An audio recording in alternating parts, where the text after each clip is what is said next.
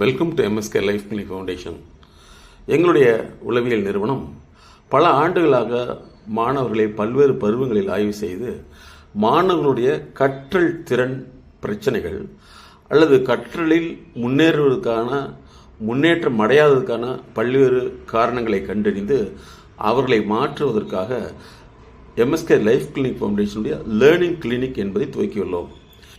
இந்த learning clinic மூலமாக ஒவ்வொரு மாணவரையும் தனித்தனியான முறையில் அவர்களுக்கு கற்றலில் ஏற்பட்ட சிக்கல்கள் அல்லது பிரச்சனைகள், இதுபோன்ற தடைகள், இது போன்றவற்றை கண்டறிந்து அவர்களுக்கு தனித்தனியாக மாற்றுவதற்குண்டான உளவியல் அணுகுமுறையில் அவர்களை உருவாக்குகிறோம்.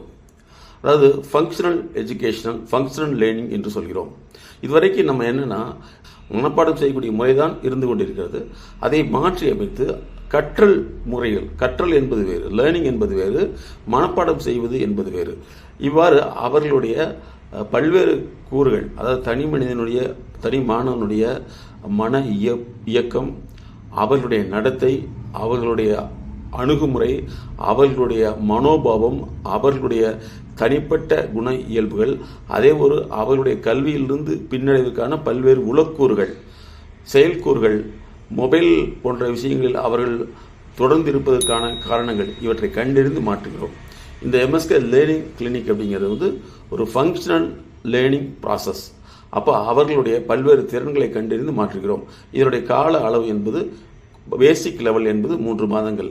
இது அதாவது பள்ளி மாணவர்கள் முதற்கொண்டு கல்லூரி மாணவர்கள், அதே போல் ப்ரொஃபஷனல் எஜுகேஷனல், மெடிக்கல் ஃபீல்டில் உள்ளவங்களுக்கும் இப்படி தனித்தனியாக basic learning, remedial learning, international learning, developmental learning, corporate learning, professional learning, இந்த மாதிரி பல்வேறு கட்டங்களை நாங்கள் வைத்துள்ளோம். ஒவ்வொரு கட்டங்களும் 3 மாதங்கள் அடிப்படையாக உள்ளது.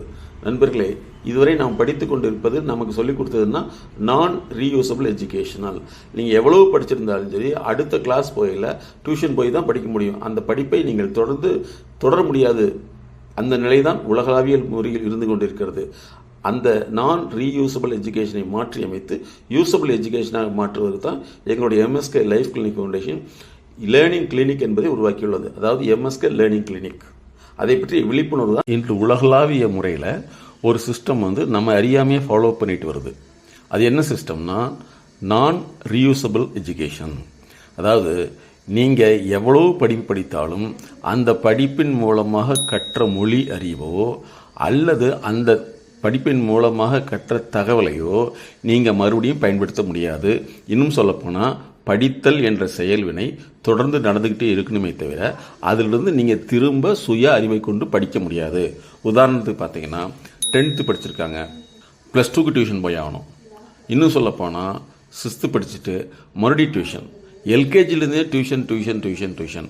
சரி, காலேஜ் முடிச்ச முன்னாடி அதுக்கு மேலே ஒரு ப்ரொஃபஷனல் எஜுகேஷன் போகணும்னா அதுக்கு டியூஷன். அது நீட்டாக இருக்கலாம், அல்லது ஐஏஎஸ், ஐபிஎஸ், சிஏ, எது வேணாலும் இருக்கலாம். அப்படின்னா என்னென்னா இவங்களுடைய படித்த படிப்பை தொடர முடியாது. இது நான் ரீயூசபிள் எஜுகேஷன் அப்படின்னு நாங்கள் சொல்கிறோம்.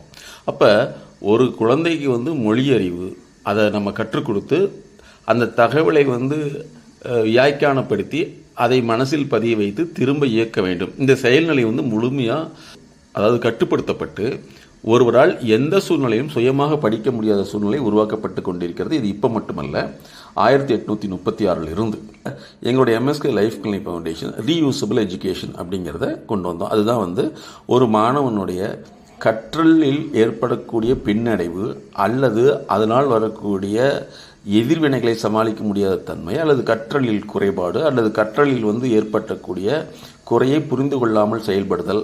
அது புரிந்து கொள்ளுதல் என்பது 2 வகை. ஒன்று மொழி சார்ந்த புரிந்து கொள்ளுதல், இன்னொன்று அதனுடைய செயல் சார்ந்த புரிந்து கொள்ளுதல் அப்படின்னு நாங்கள் சொல்கிறோம். அப்போ இதற்கான உருவாக்கப்பட்டதான் நாங்கள் லேர்னிங் லேப் அப்படின்னு உருவாக்கணும். இது இந்த கற்றலில் குறைபாடு எஜுகேஷனில் மட்டுமே வேலை செய்கிறது கிடையாது.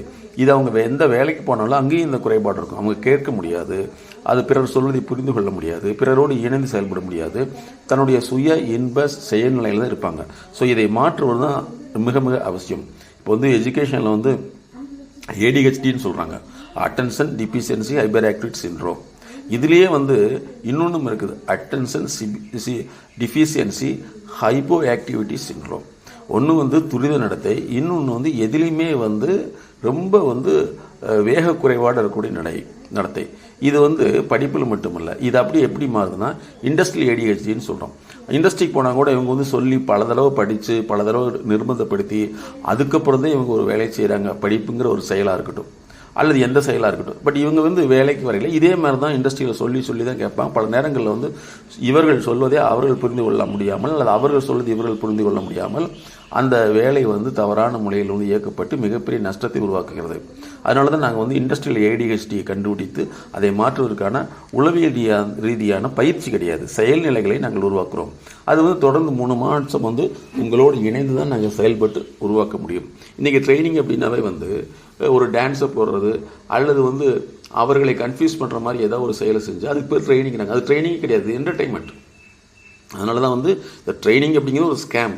ஏன்னா ஒரு மனிதனுடைய இயல்பை புரிந்து கொண்டவர்கள் அந்த மனிதனுடைய இயல்பை எவ்வாறு தொழிற்சாலைக்காக மாற்ற வேண்டும் அல்லது தொழிற்சாலைகளுடைய இயல்பை எவ்வாறு அந்த மனிதன் புரிந்து கொள்ள மாதிரி செயல்பட வேண்டும் அப்படிங்கிறது முக்கியம். இதைத்தான் எங்களுடைய நிறுவனம் செய்து கொண்டு வருகிறது. அதே மாதிரி இன்னொரு விஷயம் என்னென்னா ஆர்கனைசேஷனல் பிஹேவியர்னு சொல்லணும். ஒரு தனி மனிதனுடைய நடத்தை எவ்வாறு வடிவமைக்கப்பட வேண்டுமோ அதே மாதிரி அந்த நிறுவனம் எப்படி நடந்துக்கிறத வந்து வடிவமைக்கணும். இதில் வந்து எங்களுடைய நிறுவனம் வந்து ஆர்கனைசேஷனல் பிஹேவியர் டிசைனிங், அதே மாதிரி ஹியூமன் ஸ்கில் டிசைனிங், இந்த மாதிரி வந்து பல்வேறு கோர்ஸ்களை நடத்திட்டு வருது. இது வந்து தகவல் பூர்வமானது அல்ல, செயல்பாடு பூர்வமானது. ஸோ இந்த நிகழ்வில் வந்து நீங்கள் வந்து படிப்பில் இருக்கிறது அப்படியே டிரான்ஸ்ஃபர்மேஷன் ஆகும். கற்றலில் குறைபாடு, செயலில் குறைபாடு, புரிந்து கொள்ளில் குறைபாடு, புரிந்து கொள்வதில் குறைபாடு, அதே மாதிரி செயல்பட விருப்பமின்மை, அதே மாதிரி தொழிற்சாலையில் செயல்பட விருப்பமின்மை. அப்போ என்னென்னா இன்றைக்கி எல்லா பெற்றோர்களும் தங்களுடைய குழந்தைகளை வசதியாக வாழ வைக்க வேண்டும் என்ற பெயரில் வசதியை கொடுத்தால் படித்துக் கொள்வார்கள் என்ற நோக்கில் அவர்களை படிக்க வைக்கிறது.